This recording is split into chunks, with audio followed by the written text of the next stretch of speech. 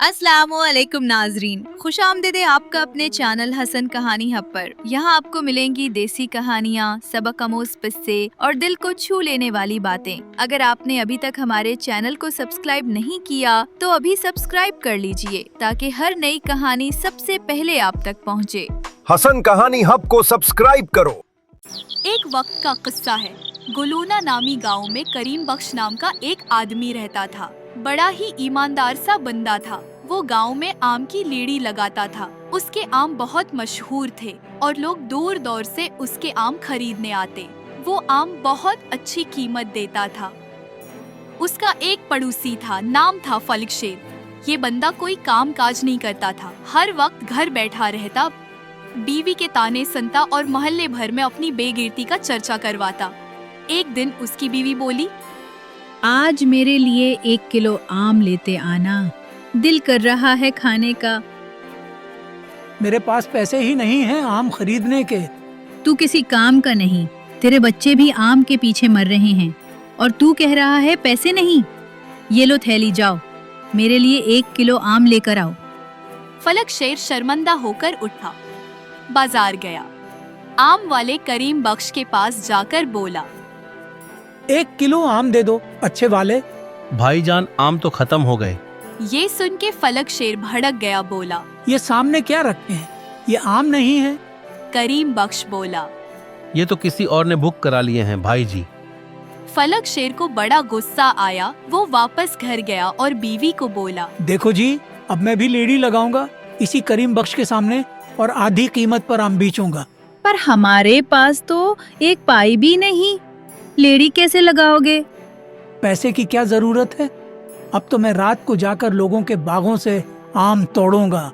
अगली रात फलक शेर चुपके से गया और एक बाग में घासा और एक टोकरी आम तोड़ के घर ले आया।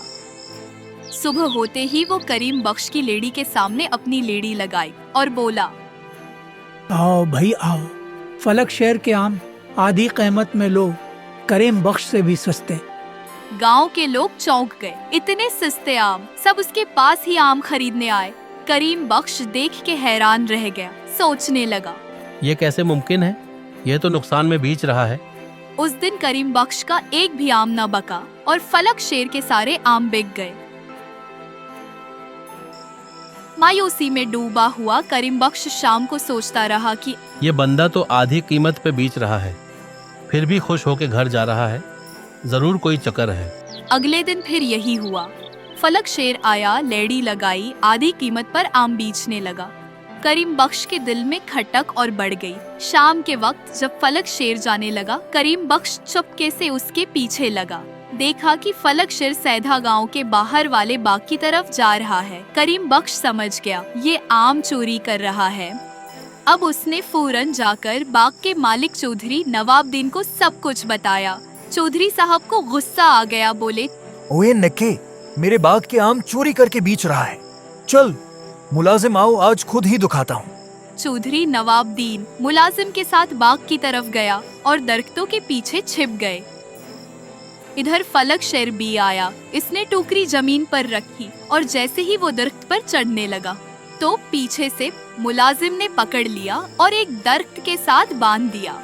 और खुदा का वास्ता है, छोड़ दो। चौधरी नवाबदीन आकर बोले, ओए बेशर्म, आम चोरी करके बेचता है, हमें नुकसान दे के पैसे कमाता है, तुझे छोड़ दूं? फलक शेर रोते हुए बोला, बस एक बार माफ कर दें, गलती हो गई। लेकिन चौधरी न माने। इतने में करीम बख्श भी आ गया और बोला, चौधरी जी, रहम करो, माफ कर दो, वादा करता है दोबारा ऐसा नहीं करेगा। चौधरी थोड़ा सोचा, फिर बोले, ठीक है, माफ तो करूंगा, लेकिन सजा जरूर मिलेगी। अब तू 1 महीने तक मेरे बाग में नौकरी करेगा, दिन रात मेहनत करेगा, तब जाके माफी मिलेगी। फलक शेर सिर झुका के मान गया।